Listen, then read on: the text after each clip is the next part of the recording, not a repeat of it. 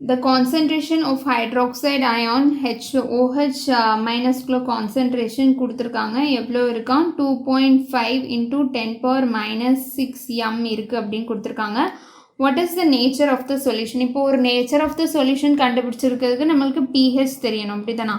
pH வந்து 7 இருந்துச்சுன்னா நம்ம நியூட்ரல் அப்படின்னு சொல்லலாம். pH வந்து greater than 7னா நம்ம பேஸ் அப்படின்னு சொல்லலாம். pH வந்து less than 7 இருந்துச்சு அப்படின்னா நம்ம ஆசிட்னு சொல்லலாம். இப்போ ஃபர்ஸ்ட் நம்ம pH தெரியறதுக்கு நம்ம POH கண்டுபிடிக்கலாம். POH is equal to minus log of OH minus. ஏன்னா OH minus தானே இருக்குது. ஸோ POH கண்டுபிடிச்சிடலாம். ஸோ minus log of என்னது 2.5 into 10 power minus 6 ஓகேவா. இந்த log எல்லாம் உள்ள மல்டிப்ளை பண்ணால் minus log of 2.5 and then minus log of 10 power minus 6. இந்த whole term என்னதான் மாறிடும்னா 6 மாறிடும் ஓகேவா. இந்த minus x முன்னாடி போய் மல்டிப்ளை ஆகும். ஸோ plus 6 வரும். அப்புறமா log 10 is equal to 1. So 6.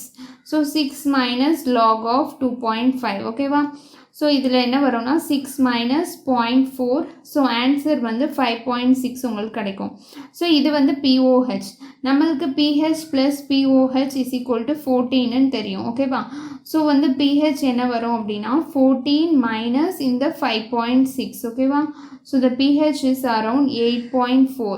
So இப்போ வந்து இது greater than 7 இருக்கிறதுனால greater than 7 இருக்கிறதுனால இது வந்து ஒரு பேசிக் சொல்யூஷன். அதுதான் ஆன்சர். Okay, thank you.